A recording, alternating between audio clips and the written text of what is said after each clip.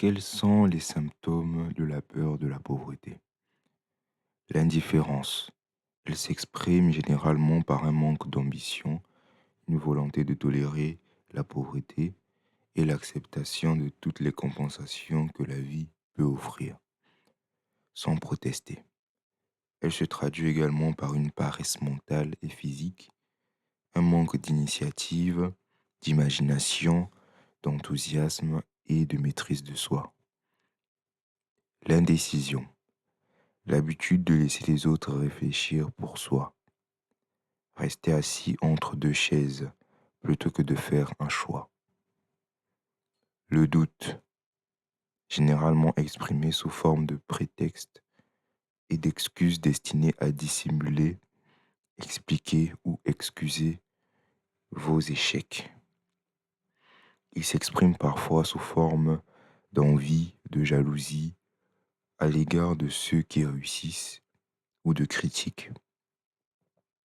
L'inquiétude s'exprime généralement par des reproches ou une tendance à dénigrer les autres, une tendance à dépenser plus que ses revenus, une négligence de l'apparence personnelle, un air renfrogné, de la nervosité, un manque d'assurance, un manque de confiance en soi et souvent la consommation d'alcool ou de drogue. L'excès de prudence, l'habitude de chercher le côté négatif de chaque circonstance, penser et parler de l'échec possible au lieu de se concentrer sur la réussite. Connaître tous les chemins qui mènent au désastre, mais ne jamais chercher des plans qui permettent d'éviter l'échec. Attendre le bon moment pour commencer jusqu'à ce que l'attente devienne une habitude permanente, se souvenir de ceux qui ont échoué et oublier ceux qui ont réussi.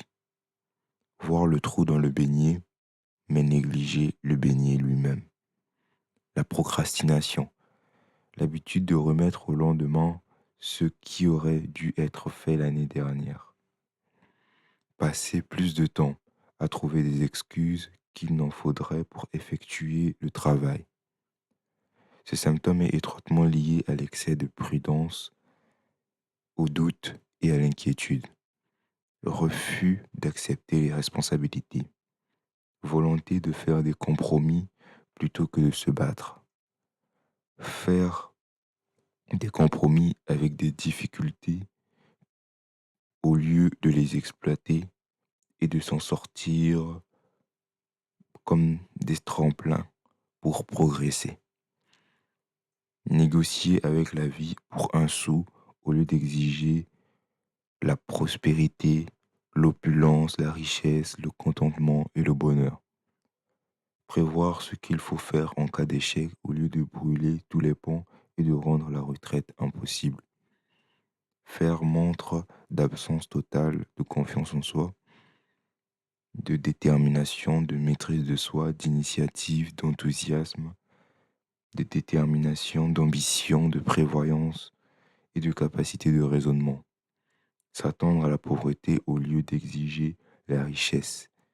Fréquenter ceux qui acceptent la pauvreté au lieu de rechercher la compagnie de ceux qui exigent et reçoivent la richesse. Certains demanderont pourquoi avez-vous écrit un livre sur l'argent? Pourquoi mesurer la richesse uniquement en dollars, en euros? Certains penseront à juste titre qu'il existe d'autres formes de richesse plus désirables que l'argent. Oui, il y a des richesses qui ne se mesurent pas en argent, mais il y a aussi des millions de personnes qui disent donnez-moi tout l'argent dont j'ai besoin et je trouverai tout ce que je veux. La raison principale pour laquelle j'ai écrit ce livre sur la façon d'obtenir de l'argent, c'est que des millions d'hommes et de femmes sont paralysés par la peur de la pauvreté. Westbrook Pickler a bien décrit les effets de cette peur sur l'individu. L'argent n'est que coquille de palourde. disques de métal ou bouts de papier.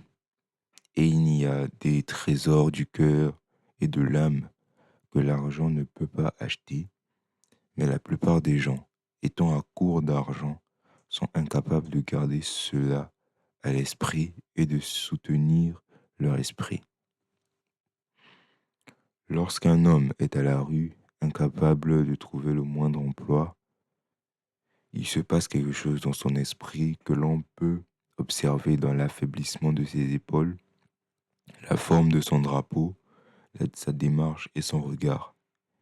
Il ne peut échapper à un sentiment d'infériorité devant les personnes qui ont un emploi régulier, même s'il sait qu'elles ne sont certainement pas ses égales en caractère, intelligence ou aptitude. Ces personnes, même ses amis, éprouvent par ailleurs un sentiment de supériorité et le considèrent peut-être inconsciemment comme une victime. Il peut emprunter pour un certain temps, mais pas assez pour continuer à vivre comme à son habitude. Il ne peut pas continuer d'emprunter très longtemps, mais l'emprunt, lorsqu'un homme emprunte simplement pour vivre, est une expérience déprimante et l'argent ainsi acquis n'a pas le pouvoir de l'argent gagné pour lui redonner le moral. Bien entendu, tout cela ne s'applique pas aux voyous ou aux bons à rien ou aux bons à rien par habitude, mais seulement aux gens qui ont des ambitions normales et qui se respectent. Les femmes qui se trouvent dans la même situation doivent être différentes d'une certaine manière. Nous ne pensons pas du tout aux femmes lorsque nous considérons les personnes en situation d'exclusion. Elles sont rares dans les files d'attente, on les voit rarement mendier dans les rues et elles ne se reconnaissent pas dans les foules par les mêmes simples signes qui identifient les hommes en désaccord avec la société. Bien sûr, je ne parle pas des sorcières qui traînent dans les rues de la ville et qui sont des homologues des paumés masculins confirmés. Je parle des hommes, des femmes raisonnables, jeunes, décentes et intelligentes. Elles doivent être nombreuses, même, mais leur dépression n'est pas apparente. Un homme au chômage a le temps de ruminer. Il peut parcourir des kilomètres pour voir un dirigeant au sujet d'un emploi et découvrir que le poste est pourvu ou qu'il s'agit d'un job sans salaire de base, avec une commission sur la vente d'un bibelot inutile que personne n'achèterait, si ce n'est pas par pitié. En le refusant, il se retrouve à nouveau à la rue, sans nulle part où aller, à coucher n'importe où. Alors il marche, il regarde dans les vitrines des magasins des objets de luxe qui ne lui sont pas destinés. Il se sent inférieur et cède la place aux gens ou s'installe dans la bibliothèque pour se dégourdir les jambes et s'imprégner un peu de chaleur. Mais ce n'est pas pour chercher un emploi.